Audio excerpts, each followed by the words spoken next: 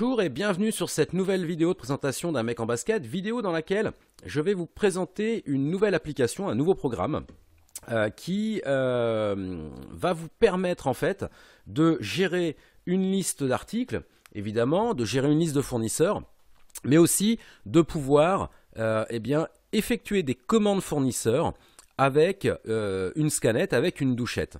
Vous êtes de plus en plus de petites entreprises, de petits PME à vouloir gérer un petit peu de manière automatisée tout ce qui est commande, etc.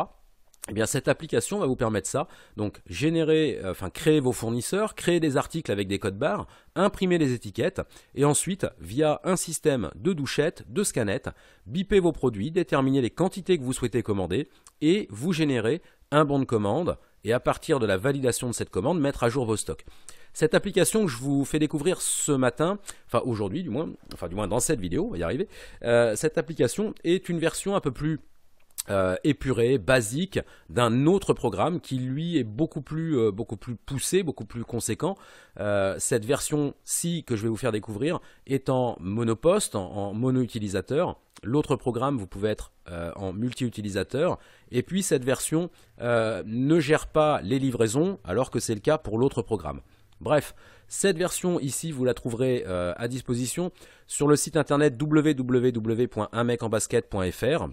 Dans l'onglet application, ça s'appelle appli commande fournisseur. Pour ce qui est de l'autre programme, beaucoup plus poussé, n'hésitez pas à prendre contact avec moi, toujours via le site www.unmecenbasket.fr et l'onglet contact. Je ne manquerai pas de répondre à l'ensemble de vos questions. En attendant, je vous fais découvrir donc ce petit programme dans quelques secondes.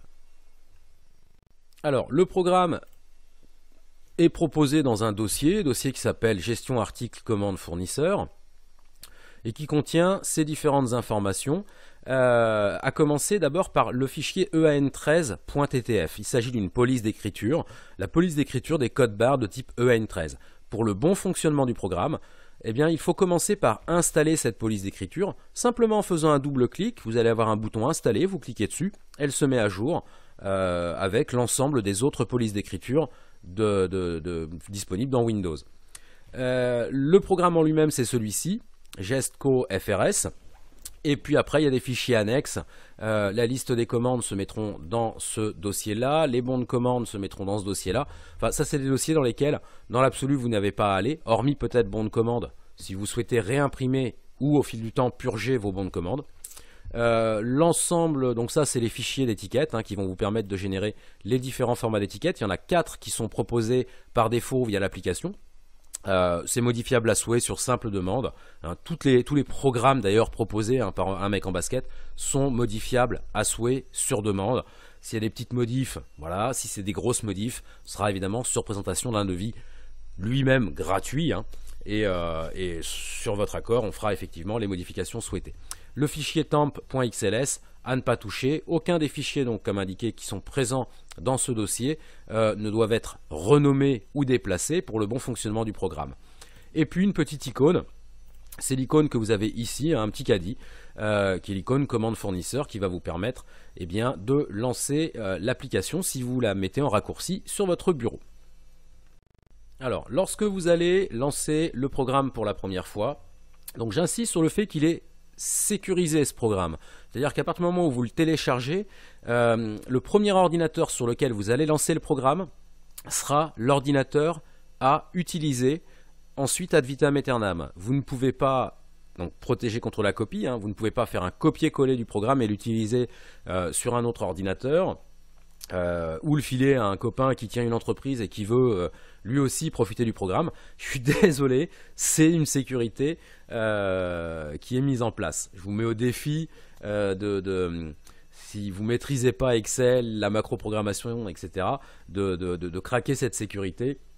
Malheureusement, vous ne pourrez pas faire un copier-coller du programme. Donc, là où je veux en venir surtout, c'est que c'est important, si vous téléchargez ce programme sur un ordinateur, mais que ce n'est pas sur cet ordinateur-là que vous voulez utiliser le programme, ne le lancez surtout pas, attendez de l'installer définitivement sur le bon ordinateur. Au premier lancement, la première chose qui va être à faire, c'est de renseigner dans le menu fiche entreprise les infos de votre entreprise. Quel rôle a ça? Eh bien, vos bons de commande récupéreront ces informations au niveau de l'entête du bon de commande. Vous allez voir, ce bon de commande, il est extrêmement simpliste. Là encore, c'est modifiable à souhait, mais bon, ce programme, c'est un programme de base qui offre une certaine prestation, mais pas plus. Vous voulez plus, on en reparle et on revoit ça. Ensuite, pour pouvoir créer des articles, il faut au préalable créer des fournisseurs. Alors moi, j'en ai déjà un qui est créé, on va en créer un deuxième. Donc ici, si je clique là, j'appelle le premier fournisseur qui est créé. Pour en créer un deuxième, il suffit de lui donner un nom, Tartampion SARL par exemple, une adresse, 1 avenue du Vieux Chêne, 75 000 Paris, un numéro de téléphone, un numéro de fax si vous le souhaitez, l'adresse mail, mail fournisseur@gmail.com. Alors, les délais de livraison sur cette version-là sont purement à titre indicatif. Le Franco, lui, a un rôle important et suivi de livraison uniquement à titre indicatif. Ce paramètre n'a aucune conséquence sur cette version du programme. Je pourrais même l'enlever d'ailleurs. Ce qui va être important, c'est le Franco, puisque le programme va se baser sur cette valeur pour vous dire si vous pouvez transmettre la commande ou pas. Si le Franco est atteint, vous pouvez transmettre la commande. Vous n'aurez pas de frais de port facturés par le fournisseur. Si le Franco n'est pas atteint, le programme va vous dire attention, vous n'avez pas atteint le Franco, vous risquez de payer des frais de port. Vous faites ajouter, votre fournisseur est créé, donc par défaut il est créé par ordre alphabétique, enfin ils sont affichés ici par ordre alphabétique, vous pouvez les afficher par code, c'est pas un problème. Pour appeler un fournisseur, 3 options possibles, via son numéro d'identification généré par le programme, via son nom ici, ou en double-cliquant simplement dans la liste qui apparaît à droite. Vous pouvez modifier un fournisseur, vous pouvez supprimer un fournisseur, sauf si des articles sont rattachés à ce fournisseur-là. Si vous avez des articles qui lui sont rattachés, vous ne pourrez pas supprimer le fournisseur, il faudra au préalable supprimer les articles. Pareil, il y a une sécurité, si vous avez des commandes avec des articles dans cette commande, vous ne pourrez pas supprimer l'article tant que la commande n'est pas, elle, validée ou supprimée. Les fournisseurs étant créés, vous allez pouvoir créer ensuite vos fiches articles. Pour cela, vous allez d'abord générer un code barre. Je vais faire une remise à 0. Vous pouvez aussi, si vous avez déjà des codes barres sur vos produits, saisir vos propres codes barres. S'il y a une erreur sur la clé de contrôle, hop, il va le modifier et réadapter avec la bonne clé de contrôle. C'est important. Si vous voulez plus d'infos sur la clé de contrôle, n'hésitez pas à regarder la vidéo qui s'appelle « C'est quoi un EAN13 ?» Vous en saurez un petit peu plus. La désignation du produit, donc article numéro 2. Vous allez à cet article lui attribuer un fournisseur. Une référence fournisseur, donc ça c'est la référence que le fournisseur a attribuée à l'article. Une description, donc description plus complète du produit. Un conditionnement d'achat, donc j'achète mon produit par 10 par exemple. Une unité de mesure à la pièce, il y a du mètre linéaire, du litre. Le stock initial du produit, j'en ai 15. Et le stock alerte, ce sera 10. Ce stock alerte n'aura pas d'incidence sur cette version du programme. Par contre, il va vous l'afficher ici. Donc vous verrez assez facilement quels sont les produits pour lesquels le stock est passé en dessous du stock alerte. Dans la version plus complète du programme, vous allez pouvoir générer des commandes pour les produits qui n'ont pas de stock alerte, enfin pour lesquels le stock est passé en dessous du seuil du stock alerte. Un prix d'achat. Et automatiquement, il vous calcule la valorisation achat par rapport au stock du produit et à son prix d'achat. Vous créez le produit et les produits apparaîtront ici. Vous pourrez filtrer l'affichage des produits par fournisseur. Vous voyez, Tartampion ou votre fournisseur numéro 1. Si vous enlevez le filtre, il vous affiche tous les produits. Donc pour appeler un produit, pour appeler sa fiche article, plusieurs méthodes. Le double-clic, ici même, pas de souci à ça. Hop là, vous pouvez scanner le code barre et l'article s'ajoute ou du moins s'affiche ici, ou vous pouvez le retrouver aussi avec sa désignation. Donc une fois que vos articles sont créés, vous allez pouvoir ensuite effectuer des mouvements de stock, imprimer les étiquettes ou encore gérer justement vos fameuses commandes. Alors les mouvements de stock, c'est extrêmement simple. Encore une fois, 2 façons pour appeler votre produit, soit en scannant son code barre, soit simplement en allant chercher son libellé dans la désignation.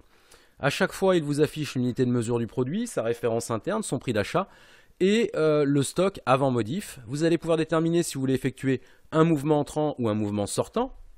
Partons sur un mouvement sortant, on va en enlever 5. À chaque fois, il vous met le stock après modif et la valorisation du stock après modif. Donc il s'agira de l'article numéro 2. On devra avoir un stock de 10 après la modif. Je vais faire mise à jour du stock. Le stock a été mis à jour. Si je vais voir la fiche article, et ben mon article numéro 2, j'ai bien mon stock de 10 qui est ici, bel et bien mis à jour. Donc au niveau des mouvements, vous pouvez faire des mouvements entrants, des mouvements sortants, il n'y a absolument aucun souci à ça. Le mouvement entrant va rajouter du stock, le mouvement sortant va en enlever. Les étiquettes maintenant, eh bien trois méthodes pardon ici. La première, vous avez la possibilité d'appeler l'article avec la référence interne, la deuxième avec son EAN13 et la troisième avec sa désignation. Vous déterminez le nombre d'étiquettes souhaitées pour le produit et vous faites ajouter. Vous pouvez bien évidemment supprimer des étiquettes ou modifier les quantités, il n'y a pas de souci. Donc vous ajoutez vos produits, vous mettez vos étiquettes et ensuite vous faites générer les étiquettes. Ici, 4 formats proposés, 3 formats de 10 mots et un format en A4. Ces formats, je le répète, sont modifiables sur simple demande pour réadapter selon vos besoins. Il n'y a absolument aucun souci à ça. On va prendre le format A4. Vous pouvez mettre un nombre d'étiquettes entamées sur la première planche. L'intérêt, c'est justement d'économiser du papier, de pouvoir réutiliser des planches déjà entamées. Vous validez, vous patientez un petit peu. Et ça fonctionne via un système de publipostage, tout simplement. Et il les génère au final, hop là, je vais réduire un petit peu, au format PDF. Vous n'avez plus qu'à imprimer aux étiquettes. Celles-ci contiennent la référence fournisseur, la désignation du produit, le stock alerte et le code barre. Une fois vos étiquettes éditées, vous faites retour. Ici, vous pouvez en réimprimer sous un autre format si vous le souhaitez, ou vous faites à nouveau retour. On va passer maintenant à la partie commande. Je vous montre ça tout de suite. Alors, la partie commande, extrêmement simple. Vous allez sur gestion des commandes.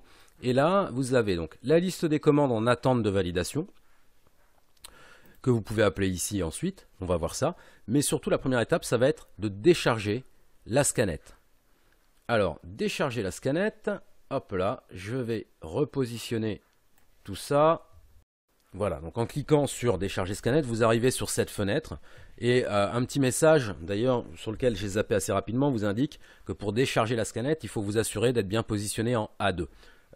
Il le fait automatiquement, mais il le rappelle au cas où. L'équivalent d'un déchargement scanette, hop là, ça va être ceci. Alors, selon les scanettes, en fait, il va modifier le séparateur entre le code barre et la quantité. Donc, ça peut être un point, ça peut être une virgule, ça peut être un point-virgule. Le programme, il le gère tout seul, ça, il n'y a pas de souci. Donc, vous avez eu votre scanette, vous avez été dans vos rayonnages, biper vos produits. Le premier, bam, vous en vouliez 5. Le deuxième, vous en vouliez 3, etc. Et donc, le programme va faire le job lui-même, une fois le déchargement, et vous générez la commande en fonction de vos quantités souhaitées. Là, j'ai que 2 produits, mais ça marche aussi bien avec 10, 20, 50, 100 produits, il n'y a absolument aucun souci. Donc, vous déchargez votre scanette, vos codes et quantités vont se mettre ici dans la colonne A, et ensuite vous cliquez simplement sur Action déchargement, et vous allez voir, ça va aller très vite. Là où les commandes ont été générées. Hop là. Je vais recadrer mon affichage, et on revient là-dessus dans quelques secondes. Donc vos commandes se sont générées ici, chaque commande porte un numéro, et il a bien fait la distinction selon les articles entre le premier fournisseur et le deuxième fournisseur. Vous avez en double-cliquant la possibilité d'afficher la commande ici, commande que vous pouvez valider, mais attention, regardez, vous voyez le montant de votre commande, le montant de votre franco, il vous dit bien, attention, le franco n'est pas atteint. Vous pouvez supprimer la commande, vous pouvez la garder en suspens, et puis quelques jours après, redécharger une scanette. Si il a déjà une commande pour le fournisseur Tartampion, les nouveaux articles vont venir s'ajouter dans la commande Tartampion. Et donc le montant de la commande va gonfler au fil des déchargements. Vous pouvez, parce que c'est urgent, modifier aussi cette commande en ajoutant des produits manuellement ou en modifiant des quantités. Pour cela, il suffit de cliquer sur Détail commande. Et vous voyez qu'ici, il m'affiche la liste des articles qui sont en commande chez ce fournisseur-là. Si j'avais d'autres articles chez le fournisseur, je les retrouverai ici. Donc je pourrais sélectionner d'autres articles via la référence, le AN13 ou le libellé, ajouter des quantités et cliquer sur ajouter. Automatiquement, ces articles viendraient s'ajouter à la commande. N'ayant qu'un seul produit, je vais modifier les quantités en conséquence. Je vais en commander 100. Je vais cliquer sur modifier. Quantité modifiée. Là, j'ai bien 100 conditionnement de 10 pour 2500 €. Si je fais retour, il me l'a bien pris en compte ici. Franco atteint, sans conditionnement de 10, 2500 €. Tout va bien. Je peux valider ma commande en cliquant sur le bouton en question. Êtes-vous sûr de vouloir continuer? Oui. Il me génère, hop là, mon bon de commande, je vous l'ai dit, extrêmement simpliste, modifiable sur demande, mais très simple, avec, je vais essayer de zoomer un peu, hop, c'est pas ça, c'est ça que je cherche, 75%, on va agrandir, donc l'identité de votre entreprise, la date de la commande, le numéro de la commande, le nom du fournisseur, son adresse mail, le nombre de pages, et puis la liste des articles à commander. Je n'ai plus qu'à transmettre cette commande à mon fournisseur via un envoi par mail ou un envoi par fax, bien que les envois par fax vont finir par disparaître. C'est pour ça que j'ai mis ici uniquement le mail du fournisseur. Et à savoir que le fait d'avoir, voilà, votre commande est validée, vous pourrez la retrouver désormais dans le menu livraison. Tiens, je vais changer ce petit truc parce qu'il n'y a pas de menu de livraison dans ce programme-là. Le fait d'avoir validé, elle a disparu de cet affichage. Et dans cette version simpliste du programme, la validation de la commande met à jour automatiquement le stock article. Dans l'autre version, il y a toute une partie livraison. La mise à jour du stock ne se fait qu'au moment de la livraison. L'autre commande, par exemple, Franco non atteint, vous ne voulez pas la transmettre, vous pouvez supprimer la commande. On n'en parle plus, on attendra le prochain déchargement. Vous n'avez pas pensé à imprimer votre bon de commande, eh bien en cliquant sur Accès bon de commande ici même, vous accédez à la commande Tartampion numéro 2, que vous pouvez évidemment réimprimer ou supprimer si vous n'en avez plus l'utilité. Voilà pour ce petit programme qui vous permet donc de gérer vos fournisseurs, vos articles, vos stocks, imprimer les étiquettes et surtout gérer des commandes avec une douchette, une scannette, des codes barres et la génération d'un bon de commande au format PDF. J'espère que cette appli vous plaît. Si vous avez des questions, encore une fois, n'hésitez pas à m'en faire part via l'onglet Contact du site www.mecenbasket.fr. Et puis cette application est disponible, comme indiqué, en début de vidéo, sur le même site www.mecenbasket.fr, onglet Application, et c'est le programme qui s'appelle Appli Commande Fournisseur. Voilà, je vous souhaite à tous et à toutes une excellente fin de journée, et à très bientôt pour une nouvelle présentation.